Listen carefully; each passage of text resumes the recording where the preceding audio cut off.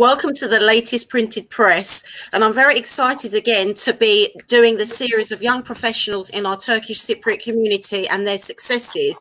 And today we have a very special guest. Stoke Newington's councillor Mete Coban has been awarded an MBE for services to young people in the New Year Honours List. He became Hackney's youngest ever councillor in 2014 at the age of 21, and he has been recognised for the work of his charity My Life, My Say, which supports youth engagement in politics. So I'm very happy to welcome him onto my programme. Mete Coban, welcome. How are you? Good, thank you. And you? Oh, not too bad. Thank you very much for coming on my program. It's an absolute pleasure to have you. I mean, that introduction, you've achieved a lot from a very young age. So I think you're going to be inspiring a lot of people today on our program. First of all, hopefully you're well, and thank you very much again for coming on the program. Can you tell us a little bit about your background? Because your background is a little bit unusual. You're Cypriot, but you're also Turkish. So if you could just tell our audiences a little bit about your background. Yeah, firstly, thank you very much for your kind words, and thank you to Eurogames TV for also hosting me today. And thank you for all the great work that you do to engage with the wider Cypriot community in the UK. Yeah, so as you say, I have a unique background. So I'm born in Cyprus. So I came to Cyprus in '95. I'm originally born in Güzelyurt in Omorfor. My dad's from Balıkesir in Turkey, and mum's from Polybaf in Pavos. And then she moved to Güzelyurt after the '74 the conflict. So yeah, so that's sort of our background, and we came here in '95 because my brother needed medical attention at the time. He was born with a leg that was 6 centimeters shorter than the other leg, and at the time, the only other place in the world that you could have that operation was in the UK. So my father came here, and we followed suit. Yeah, you did. Yeah, it's very unusual because you're the first very young person. I mean, you're still in your 20s, and yet you're like first generation. It's the first one that has. I'm very excited to be speaking to you and having your perspective on that. And obviously your story about how you came here is very interesting as well. It surprises me really that the UK was one of the places where medical care was, advanced. So that's good for our country as well. So already very inspiring from a very young age. You come here, you're a couple of years old, you said. So can you tell us a little bit about your education, what sort of schools you went to and what your education was like? Sure. I think, when we first came to London, we moved to Hackney, and Hackney, of course, is a very diverse borough. And, naturally it made us feel very welcome, because we felt like we were in a place where there were lots of different people. There were people from Turkish Cypriot community in Hackney too. But, as you know as well, Hackney once upon a time wasn't the greatest place to live. Had one of the highest rates of crime in the country, had one of the highest rates of poverty in the country. In fact, from '97 to 2003, more than half the schools shut down due to the schools being not deemed sufficient enough and the government had to intervene. So I was part of the generation of 63% of 11-year-old pupils in 2003 who had to seek secondary school education outside of the borough because there weren't enough schools to go to in Hackney. So I went to Wootton Forest, and then after that, I ended up going on to study university and my master's degree, and all in politics, really. Okay.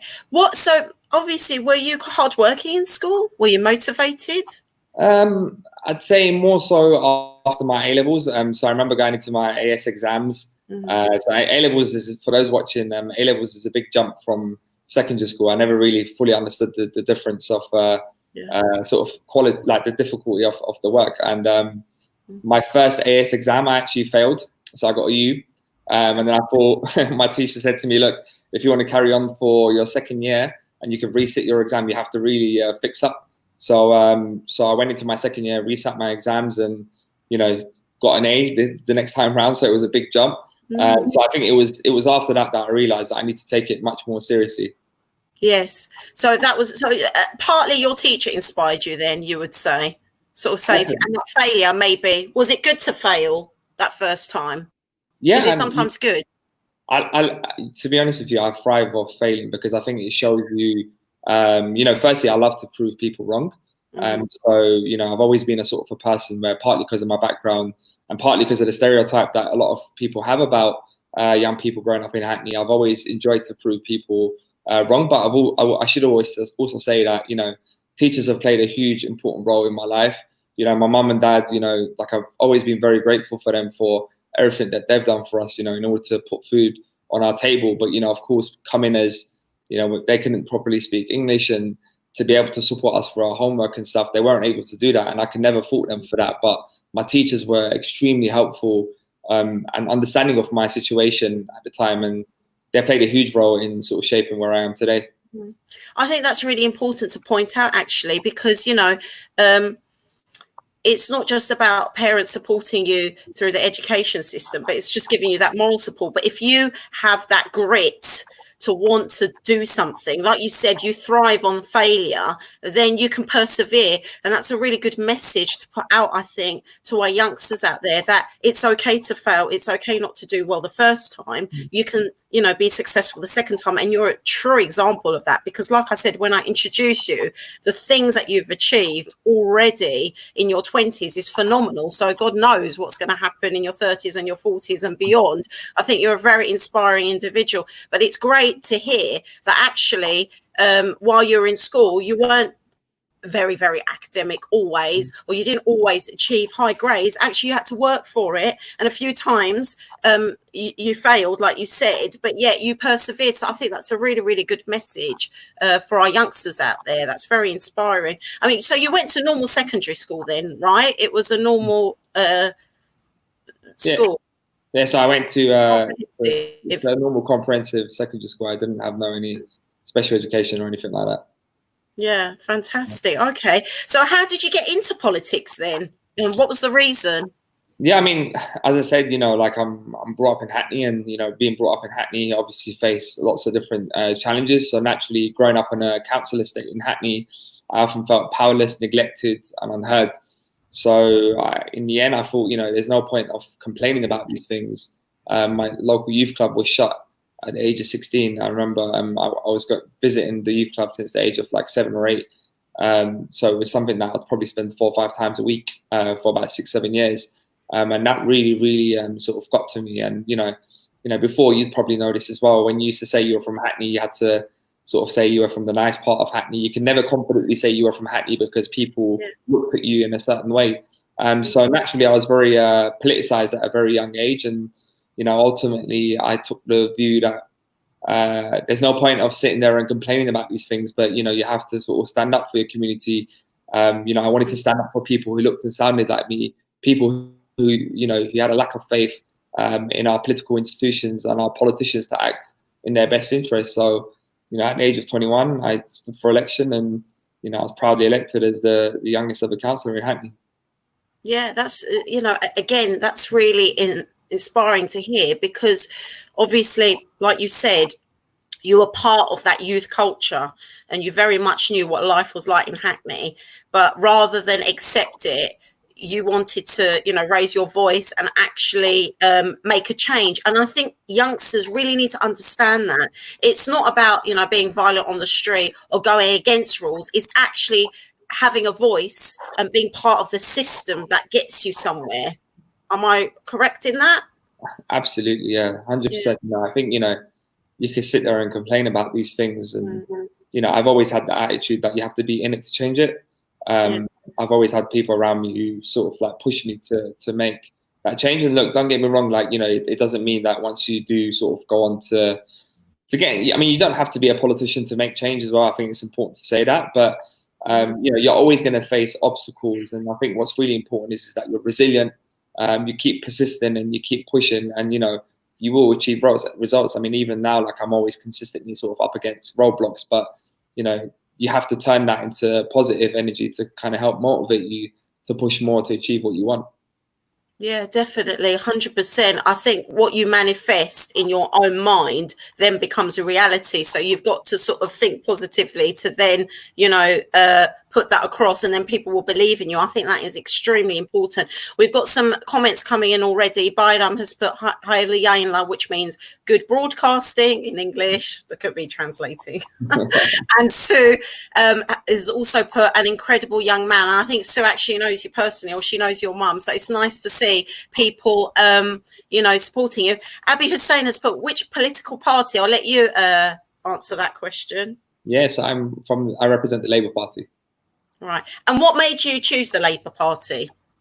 I think for me, it's the values that I share with the Labour Party in terms of standing up for social justice, making sure that, yes, we have economic growth and, you know, we push to create opportunities for everyone. But at the same time, we need to make sure that it's inclusive growth and it's inclusive. We have built an inclusive economy, one that works for all groups and societies across our society. So that's what ultimately drove me to join the Labour Party. And the other thing is, look, I mean, I grew up part of that generation which benefited from, you know, I went to a comprehensive school, but if you look at places like Hackney right now, the reason why it's improved so much is because there was a Labour government which heavily invested into our schools, heavily invested into our local council, which is the reason why Hackney is such a nice place to live where it is today. So, you know, I grew up as part of, I'm a product of the Labour government from 1997 to 2010. And I will forever always sort of be grateful for that. So it's really more because of your personal journey that you chose that party, really. And I think that's always important. If you're passionate about something, I think you've got to follow your passion and what you believe in. Then it becomes genuine, isn't it, really? So we were talking about the fact that you got into politics at a very young age, and you said it wasn't always easy. So what barriers or support are there within the community? And do you think the fact that you are Turkish and also half Turkish Cypriot, has that molded you in any way? Did it affect you in any way, or was it irrelevant to you getting into politics?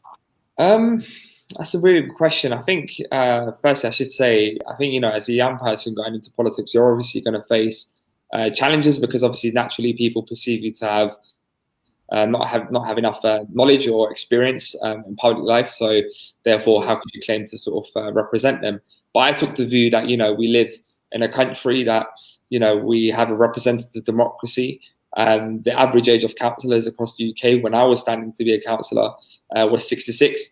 And I thought that was a scandal because, you know, ultimately, how could you fully understand the issues that affect my generation if you don't have people who look and sound like me who can champion the voices of our generation? It doesn't mean to say that, you know, it should be all young people, but we need to have groups of people in politics who represent different groups of society. So that sort of view that I took, and, you know, I had lots of different challenges that I faced along the way, but ultimately I think you need to go out there and prove yourself. And, you know, people do give you the benefit of the doubt. You know, I got elected when I was 21, but I was actually 20 when I was a candidate, when I first became a candidate. And, you know, when I was going up to, you know, in order to become a candidate, you have to win an internal election. And in my area in Stoke Newington, when I was standing to be a candidate, I had 780 people to convince. We had 780 Labour members. It's one of the biggest wards in London in terms of from the Labour Party's perspective. And it's as big as, like, for example, running for a parliamentary selection because we've got such a big ward. And, you know, I had to go around, knock on people's doors, you know, convince them that I'm the right person. I think eventually when people speak to you and they could see that passion in you, they will give you that benefit of the doubt. And, you know, I never once sort of I persisted. There were lots of people who said to me no the first time round. I went around to knock on their doors second and third time. I called them, I wrote to them. And, you know, some of those people said, you know what, like, I really, really appreciate the fact that you've done that. And some of them also recognized the fact that they needed different voices. So they knew that they had other Labour councillors who probably represented a different sort of demographic, but they thought, you know what, it would be nice to have someone like you.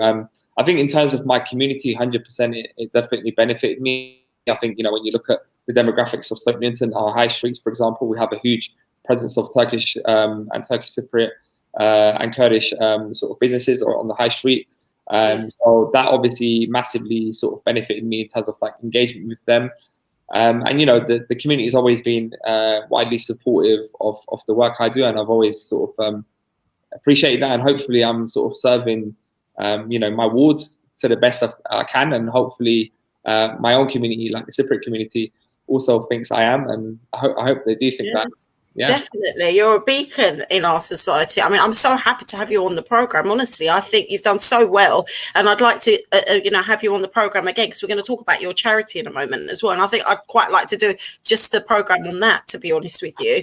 It's so amazing. But I think what's important also to say is canvassing is very important, isn't it? When you're standing up in an election, to actually go out on the street and go knocking at people's doors and actually speak to the people, I think is very, very important. I think that's why you are so successful, because you actually went out there and you heard what the community really wanted, and you knew what, was in need of the community. And I think that's always very, very important to be a successful candidate. So obviously, you're a people person, and that's really nice to see, really, because that's sort of what we need in our new generation, especially like you said, for Hackney and how it's changed over the years. It's very positive to see that there's these positive changes. We've got Jansev saying Mete represents the Labour Party. She also is part of the Labour Party. So Sue has also put, please tell us about your involvement with America. Yes, because you do have some involvement with America. And I think, is that linked with your charity?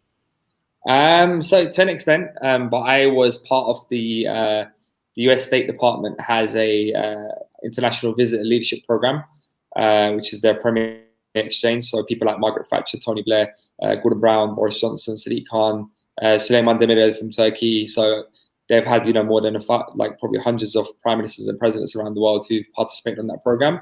It's where they select leaders from other countries sort of on their political journey, and they take you there for a few weeks to get sort of involved. I've always been a strong believer in a special relationship between the UK and the US. I've always admired the US in terms of its advocacy for democracy, as someone who works to engage young people in politics. So over the last sort of year or two, I've spent a lot of time in America, learning about the way in which they engage young people in politics, learning about their political system, trying to explore ways in which we can sort of develop the relationship between young people in the UK and in the US. We have a lot of shared, problems. When you look at the growing intergenerational divide between the young and the old, when you look at the growing rural and urban divide, both in America and in the UK. So I've always been a big believer in our relationship, and hopefully I'll be sort of doing much more work with them going forward. Yeah, definitely. And your charity, tell us about that.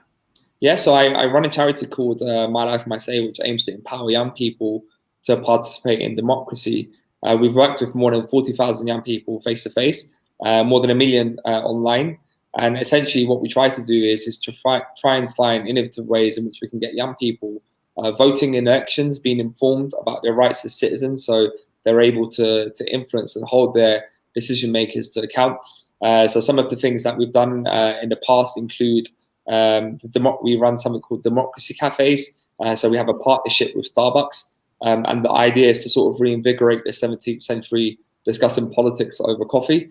And we sort of just refresh that to a more modern era. And the idea is coffee now, aren't we? Yeah. So that's a really good idea.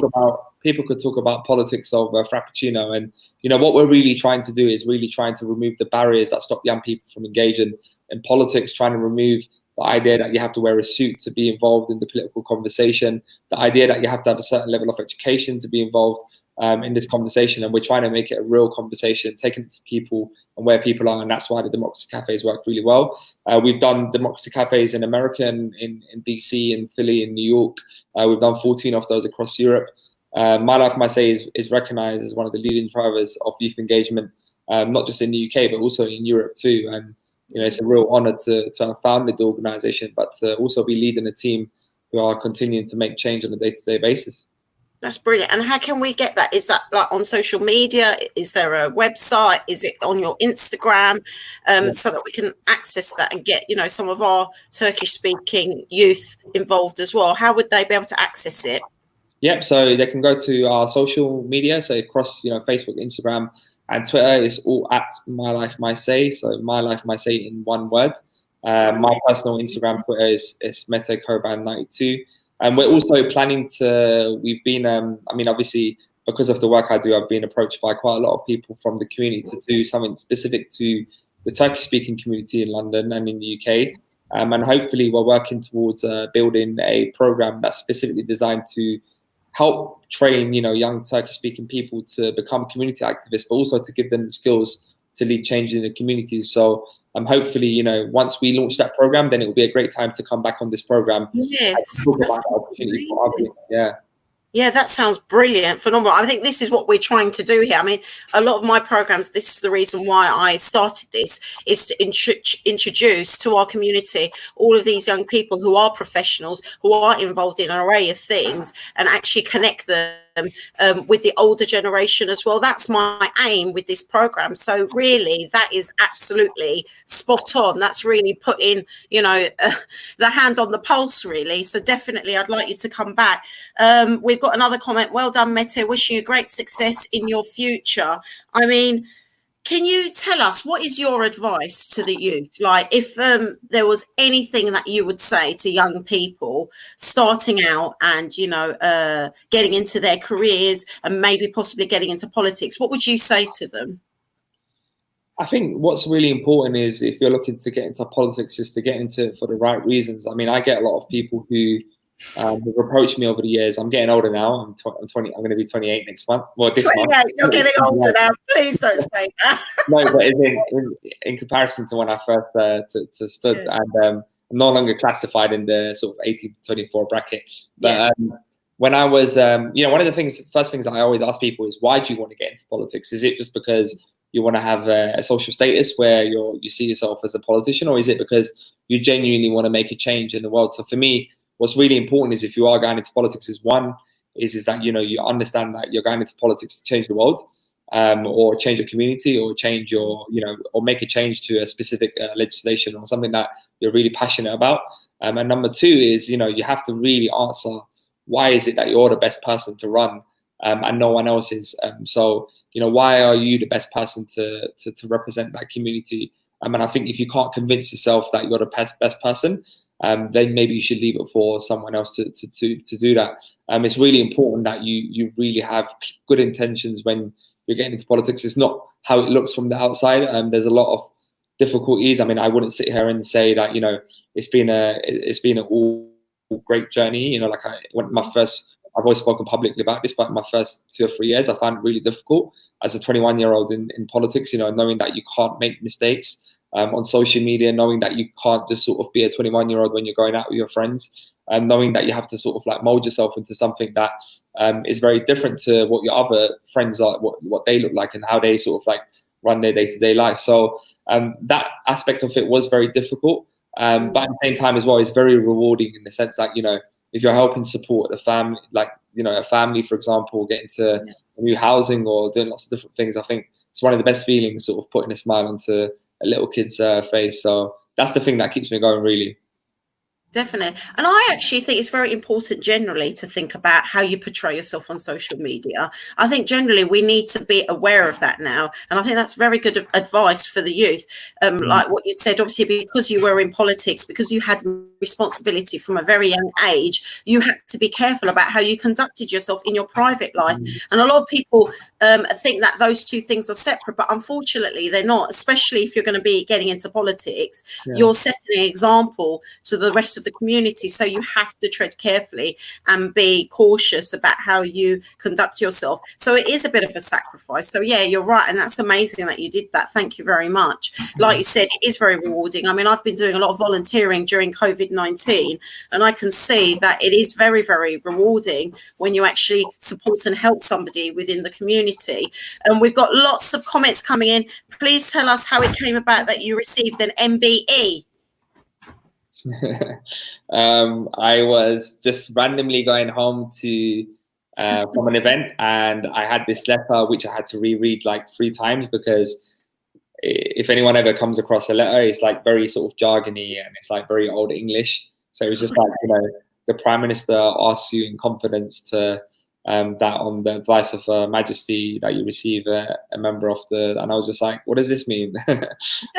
So I had to, I mean, I never ever would have thought that, like, I don't really, if I'm honest with you, like, it's an honor to have it. I don't sort of care for it in the sense that, it's not like, it doesn't matter too much to me in terms of how much achievements I have. It matters more for 2 reasons. One, is because, no, three reasons actually. One is because for what it does for the cause that I believe in, and it's sort of validating the work and, you know, like really showing that, recognizing the work that we're doing as My Life, My Say. The second reason is obviously, I think it sends a strong message to young people in Hackney, and of course, young people from Turkish Cypriot backgrounds as well. You know, when I was growing up in Hackney, the only other time you heard about someone getting an MBE or an OBE or something like that was if it was someone like David Beckham or like Tim Henman, like a big sports star or a big musician.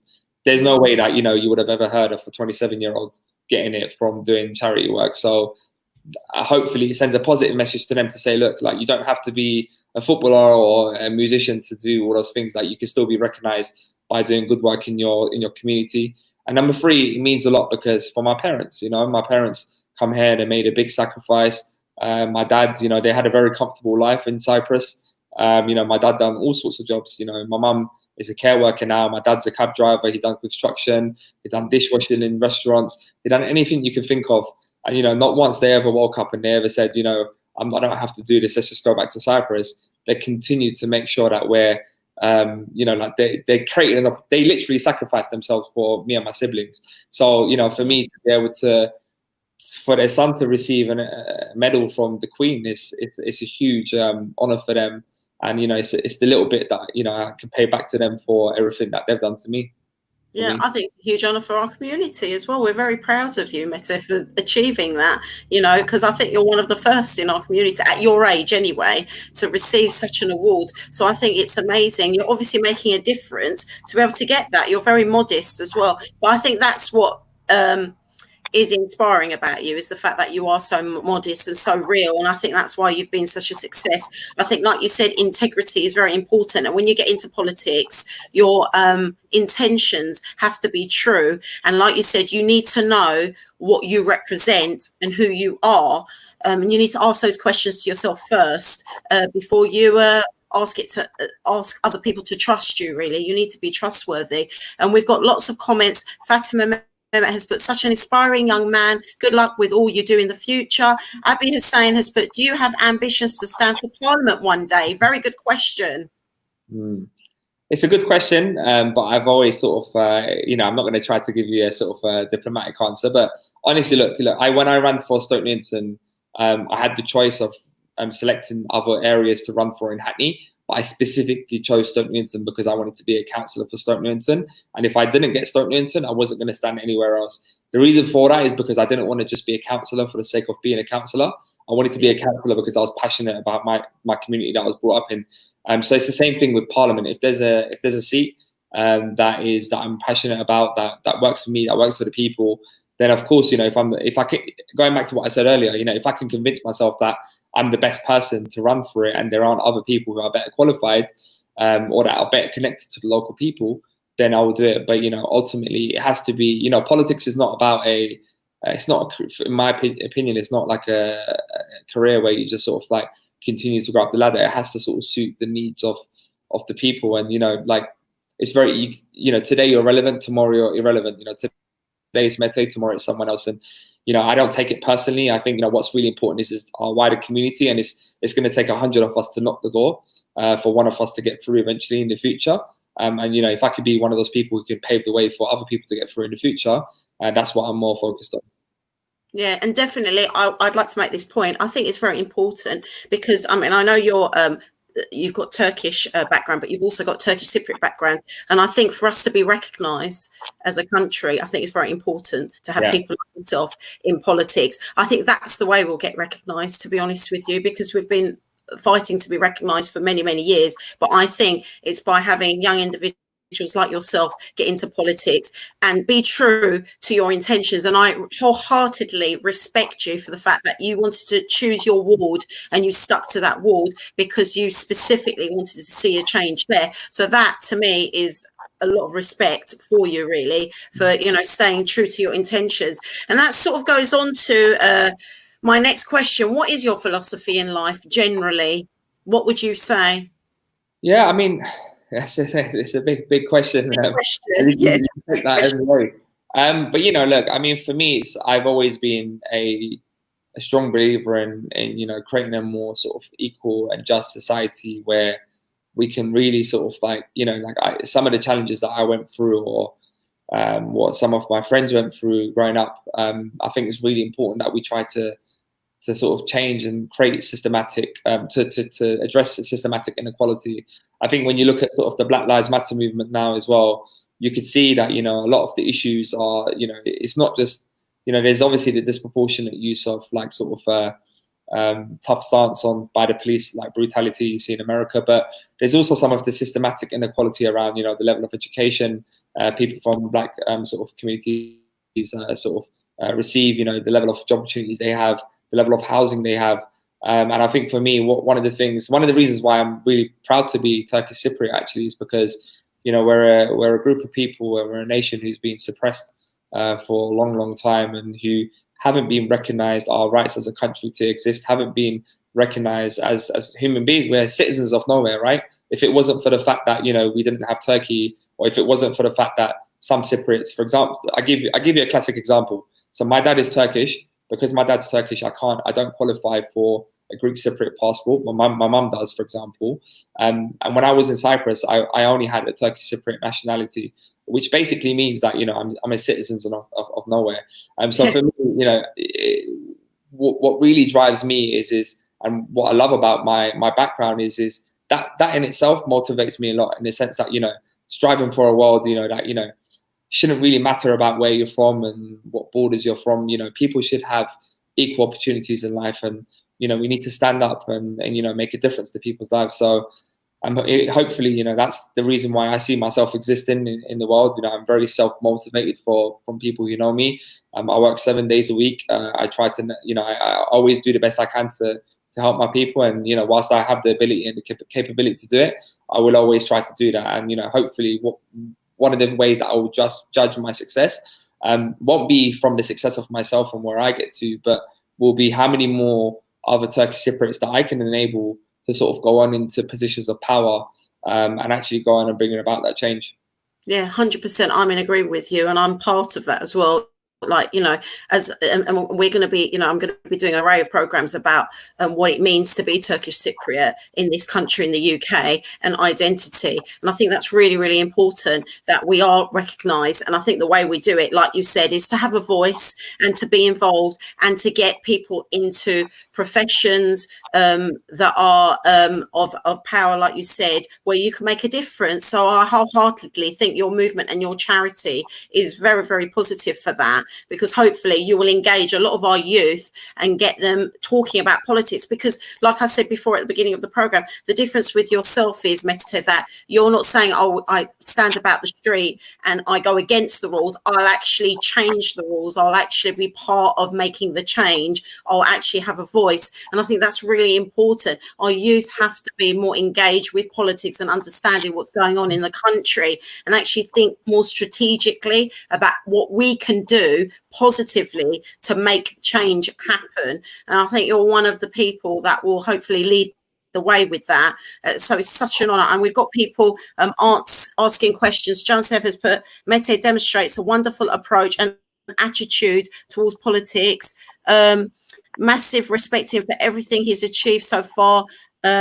Wish him all the very best in the future. And then Sue has also written, she's given us some very good questions today. You've had a huge success so far, and this was going to be my next question. Where do you see yourself in the future, in the next 5 years?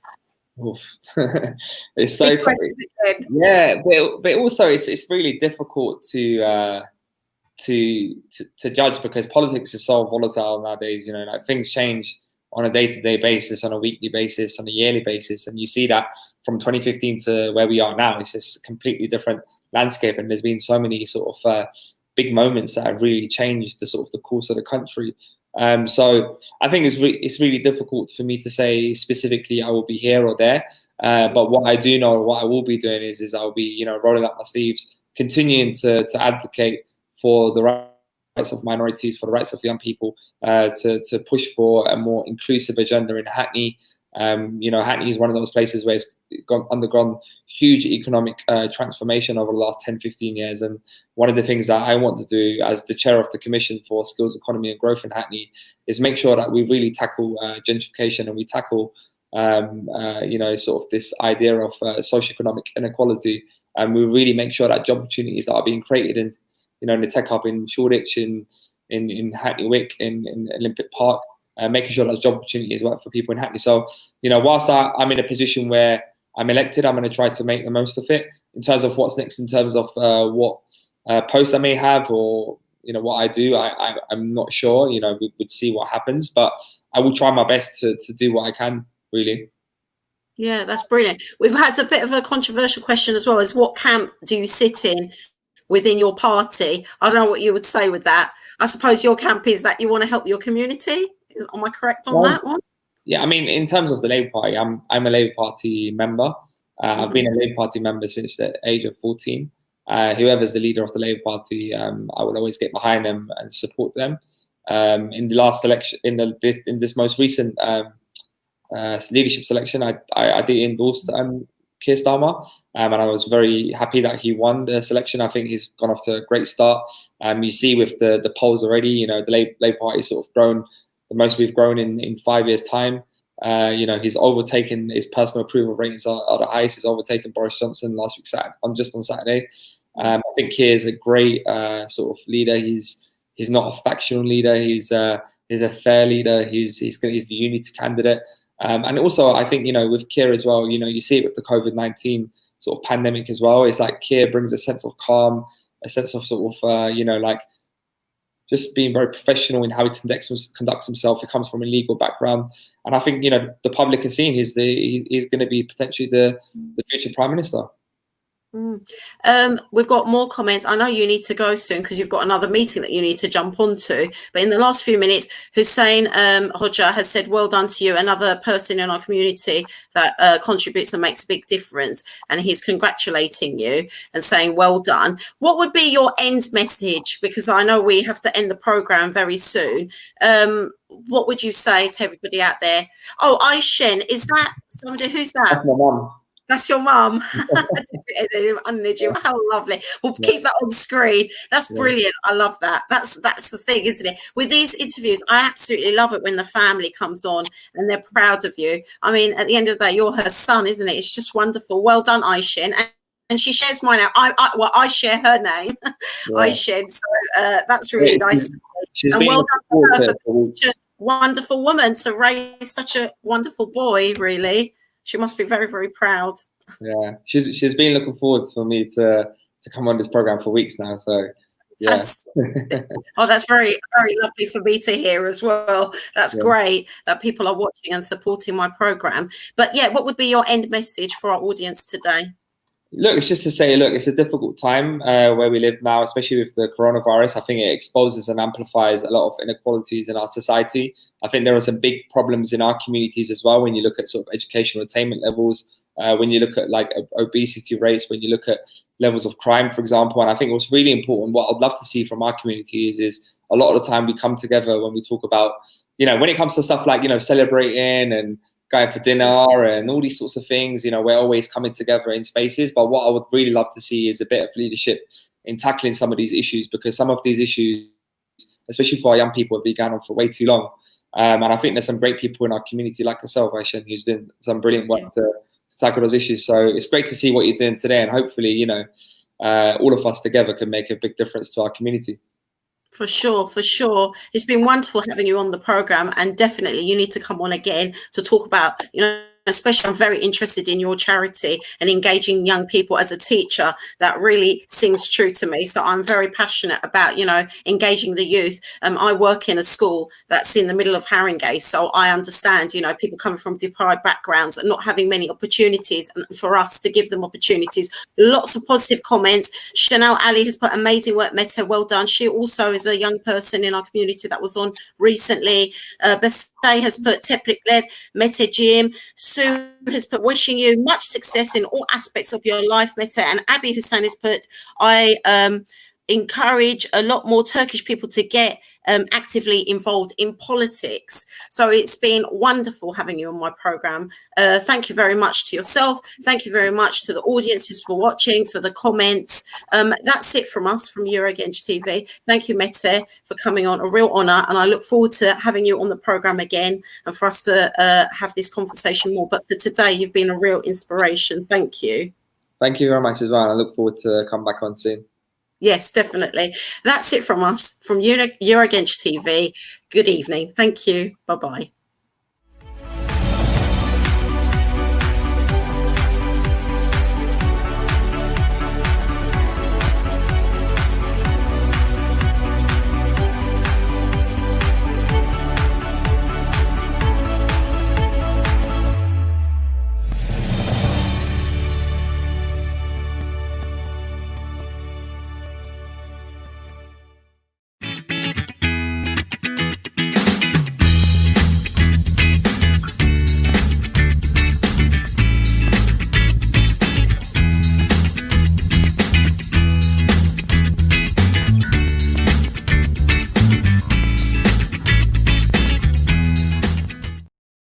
Welcome, we are Bologna, calling newlyweds or those looking for a new bedroom set. Venti 5-door bedroom set is not only glamorous and modern, but has storage inside the bed.